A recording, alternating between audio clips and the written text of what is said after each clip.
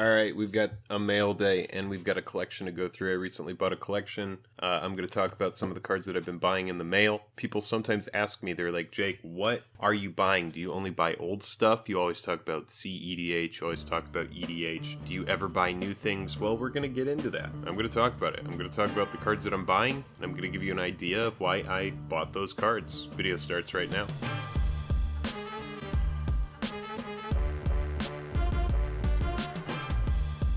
Special thanks to our Patreon supporters who power our channel. Check out our Patreon for monthly giveaways, exclusive content, and even a starring role in our fan fight series. Link in the description below. Hello and welcome to the day. Thank you for spending your time with us. I'm Jake. Welcome back to another episode of Jake and Joel Are Magic. Today we are going through a collection that I bought. One of my friends recently, he's getting out of Magic the Gathering. It's just not something that really interests him anymore. He doesn't really see himself coming back. So I bought some of the cards off of him. And I've also got some mail that I've been buying. Just some recent stuff that's been piling up.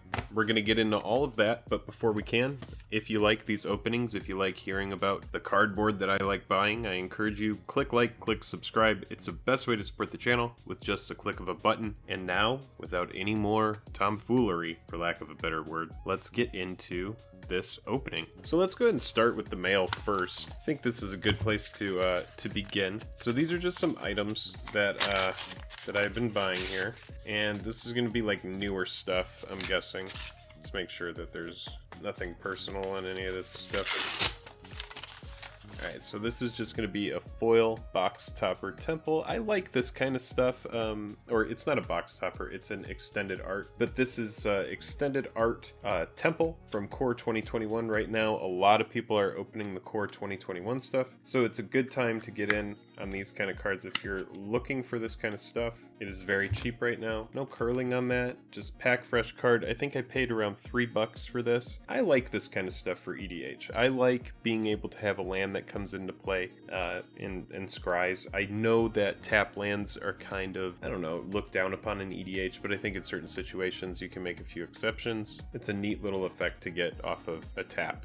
I like to cherry pick these kind of cards when new sets come out. Like this card here, Sublime Epiphany. This card, I think I got it for like $2 or $3. So what I really like about this card, and yes, this is in nice near mint condition. I love that this is like a big EDH spell. I know that it's expensive at 6 mana, but I think just because of the amount of versatility in more casual play groups, this is going to be a very attractive card. It does a lot of things. Choose one or more. Counter target spell, counter target activated or triggered ability, return target non-land permanent to its owner's hand, create a token that's a copy of target creature you control, target player draws a card. There's a ton going on this card for 6 mana, and the fact that you can get it back. I love the art on it as well. This was like a quick, cool little pickup for like $2 or $3. And I think it's one of those cards that in time is probably going to go up in value just because I'm serious, like EDH is what's driving this game right now. That's what everybody's super interested in. It's where all of these random buyouts are coming from.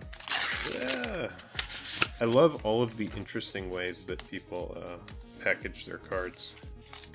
I like to go with semi-rigids. This person goes with blue cardstock. This is another temple. This should just be a brand spanking new near mint. Temple of Epiphany here. Looks like it is double sleeved, which is very nice. There's a lot going on here. Yeah. So I really do like these extended art foils for certain decks. Have a lot. I think they're very attractive for EDH. Let's go ahead and just set that guy there. So a couple temples. Sublime. And let's see what this last one is that we have here. I think I paid $3 for that Temple of Epiphany as well. Oh, this might have some personal info on it. We'll make sure to remove that. And that is a Heroic Intervention Boxstopper foil. I think I paid around 13 or 14 for this. Let's check the condition. No warping. I like that. Just pack fresh Heroic Intervention Boxstopper. This is such a huge card in EDH. It's one of those cards that I think I bought like 2 or 3 play sets of when Kaladesh came out, or it might have been an Aether Revolt card. I just knew it was going to be very, very good in Standard. I didn't think of how impactful it would be in EDH, but it's just such a powerhouse of a card. I got my original play sets for very cheap, like $2 or $3 a card. I wish I'd picked them up in mass just because, I mean, the proof is in the pudding. This card has gone up significantly over time. I mean, the effect for 1 green, 1 other, permanents you control gain hexproof and indestructible until end of turn. This gets you out of just like, I mean, somebody goes to like wipe lands, just like Armageddon. All right, in response, Heroic Intervention. Very, very, very good card for such an efficient mana cost. I think I paid like maybe like 15, between 13 to 15 for this. But this was one of the cards that I targeted from this set. I knew that I wanted an extended art foil Heroic Intervention. I was just like, we're gonna get it. We're gonna cherry pick that single. So I did open 1 box of this, but other than that box, most likely this is gonna be just me buying singles from Core 2021. Let's go ahead and talk about this collection that I bought. And this is a friend that is leaving Magic the Gathering. If he does play it in the future, he's going to be just playing online, or it's going to be more casual, just like proxying decks, which is great. People who want to proxy and stuff, they're not interested in playing it in tournaments. You know, that's great. You know, people love the game. So let's talk about this. I don't really need to talk very much about Vidalcan Orrery, but you're going to notice a big theme with a lot of these cards, and they're all very powerful in EDH. Most of them are. You may play non-land cards anytime you could play an instant. Need I say more? Land tax. This is another one of those cards. It's like mana ramp in white. It's just such a powerful card. During your upkeep, if an opponent controls more land than you may search your library and remove up to 3 basic land cards and put them into your hand. This is an enchantment for 1 white. There is a reason why enchantments are so powerful and why they've gone up in price so much over the years. It's just like, I mean, white doesn't have a lot of power in EDH by itself, and it sure as crap does not have like ramp outside of stuff like Knight of the White Orchid. So land tax, very, very good card. So this is just a Near Mint Prophecy Rhystic Study OG art. This is never going to be printed again with this art on it. And this is the OG card. It's not a foil. I do wish I had foils, but this is very important card. I did say that there were going to be cards that were mostly EDH. This is more of like a modern card, but I needed to pick it up for the collection. But it's a good staple. Necropotence. So this is the dual deck version. This is the foily version. Near Mint as well. This is from the, or it might actually be Light Play. But anyway, this card has started to see a bit of a spike, and it's again, a very, very powerful card. A lot of people can just like go nuts once they resolve Necropotence. It's one of those cards where when it was in Standard, it pretty much took over the entire format as well. I didn't play much back then, but I did read about it. I have learned about it. Everybody was playing Necropotence when it was legal. Avenger of Zendikar, another very, very powerful EDH card. It's one of those cards where like once green starts getting up into like 7-8 mana, you gotta look out. But this is one of those cards that's always been attractive. It's been printed in Commander decks since its debut. I believe it came out in Worldwake. It might have been Rise of Eldrazi. Pretty sure it was Worldwake. And now here is the Judge promo Command Tower. This was something that really stuck out to me in the collection. It was something where I was like, okay, I'm pretty sure I need to have that card. We can look at the graph on this really quick, but I just want you to see this, and we're not going to do this with all the cards. So I just want you guys to see this. This is the Command Tower graph, and you know, back when we were playing a lot, we got into EDH in 2009, so when he acquired this, he probably acquired it when it was at its all-time low of about $15. Since that time, you can see here in like 2015, you know, it shoots up. We're like, wait a minute, we're not getting another foil Command Tower. We got it in Commander Arsenal, but that foil is just so much more low quality than this. This is a really, really, really nice card. But you can see here in 2018, Ixalan, it just shoots up. Like Commander just becomes like super freaking popular, and then it's gone through a little bit of a downward trend and then an upward trend, and now you can see the market is at like around $94, but it has definitely crept up. But no, this was one of those cards where I was like, you know, I really do want this for the collection. I don't think we're ever going to see it again. It's in just like excellent condition. It has a little bit of like scuffing. It's a loved card. You know, he was always into like picking up cards like this when they weren't really on the radar, but it's like, you know, if he picked this up for like around $15, you know, I paid him nearly $100 for it. So it is what it is. I think it's one of those cards that's really, really nice for the collection. Let's go ahead and keep this going. Next, we got Verdan Catacombs, just near mint original Zendikar print.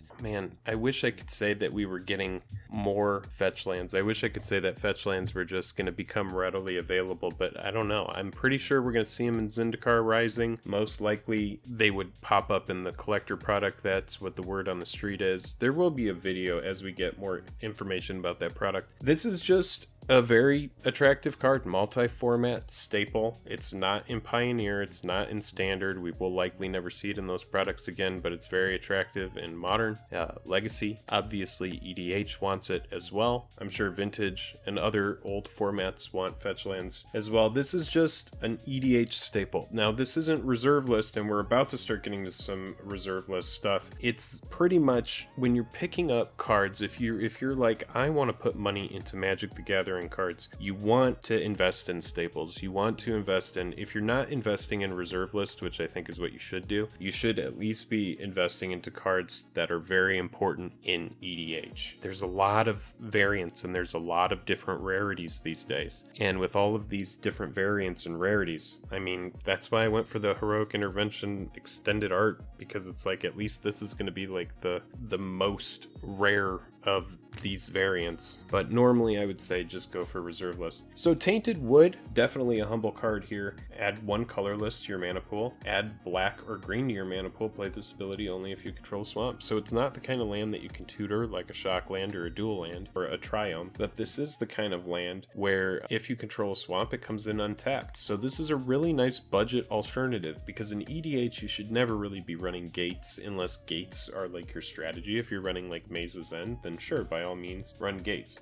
So Tainted Wood, Tainted Isle, exactly the same as Tainted Wood, except it's blue-black. This one I think holds a little bit more of a premium, because I think blue-black has a little bit more trouble with mana fixing, obviously, than green. And now we do find some reserve list cards. So Circle of Despair, very good EDH card, reserve list, and it's also very, very cheap. It's one of the few reserve list cards that is good, that is still cheap. Sacrifice a creature, prevent all damage to any creature or player from anyone's source. So protect something from combat damage, protect something from direct damage like burn spell, all while sacrificing a creature for 1 mana, which is really, really nice, and a lot of upside for any kind of deck that wants to sacrifice things. And this is black-white, so if you're thinking about aristocrats or anything like that, Replenish. Return all enchantment cards from your graveyard to play. So this is another very good old reserve list card. It is Urza, so unlike a lot of reserve list stuff, this was printed more, but it's a card that just returns all enchantment cards from your graveyard to play. So if you have some really, really bomb enchantments, something like Omniscience in the yard, or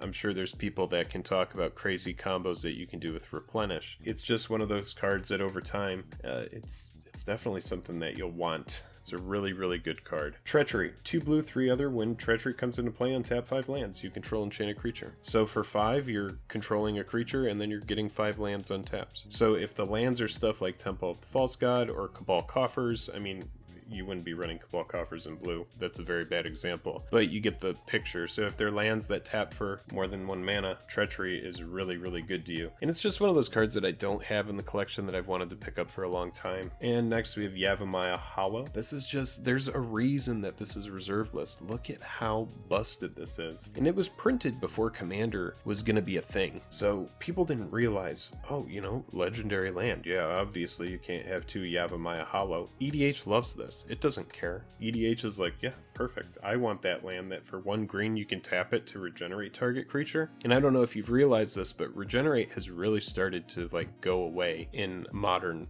Magic the Gathering sets. It's a mechanic that they don't seem to like very much. I've talked with people about this a little bit, how they just don't like how regenerate works. It's like you have to regenerate before combat damage, which is just something that you need to know, but it's just kind of like a wonky mechanic to deal with in a lot of ways. But EDH, it loves it. EDH is like, yes, bring on the Yavamaya Hollow. This card is just fantastic. Had to have it for the collection. I do not have one. And then finally, this, or not finally, there's one more card after that, but this is Survival of the Fittest. So if you don't know Survival of the Fittest, you're looking at a huge EDH, CEDH staple. We'll just put this card face down and we're gonna take a look at the condition here. But you can see this is a nice MP. It has some nice scuffing on it. It has a little bit of edge wear, but it is an absolutely fantastic card. So somebody goes to like Bajuka Bog, or like somebody goes to like remove your graveyard. Well, okay, I'm gonna choose and discard a card for 1 green. Search my library for an Eldrazi. I could pitch that card, you know, so it's like reveal that card to all players and put it in your hand. Then you can, you know, for another green, pitch the Eldrazi that you just tutored up to protect your graveyard.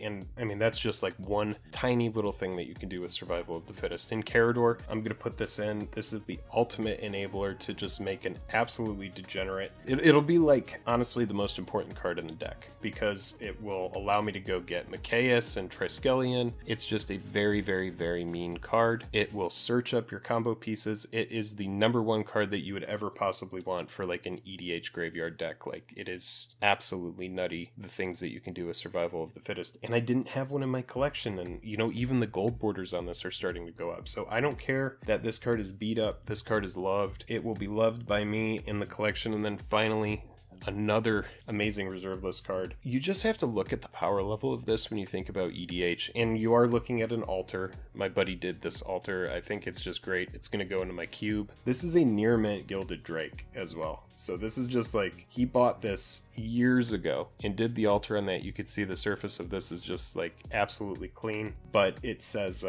haha lol, because the effect of this card in EDH, it is just so imbalanced. 1 blue, 1 other, so for 2 mana, a 3/3 with flying. When Gilded Drake comes into play, exchange control of Gilded Drake for target creature one of your opponent's controls, or sacrifice Gilded Drake. Buyer beware. So it's like, get the commander, get whatever the huge threat is. Gilded Drake is just absolutely shenanigans. And it's reserve list. This card has been going through a huge spike. I have one in my cube that I'm probably going to be selling, but this one is going to go into the cube. I hope you guys have a better idea of the kind of cards that I buy just from this video. It seems pretty obvious that the way to go is just like keep EDH in the back of your mind. That's what people want to play. That's what people right now are figuring out, how to play on Zoom and how to play on Skype. People are figuring that out right now because people want to play EDH. So even though there's this huge shift to like play online, play MTG Arena, I don't think paper Magic will ever really die. It's just, there's something about the camaraderie of being with people and, you know, just hanging out and, you know, showing off all of the flashy cardboard that we love. If you did enjoy this video, if you like these mail days, I encourage you to click like, click subscribe. It's the best way to support the channel as we continue to grow these collection openings, these mail days, whatever, these cards I'm buying, these videos.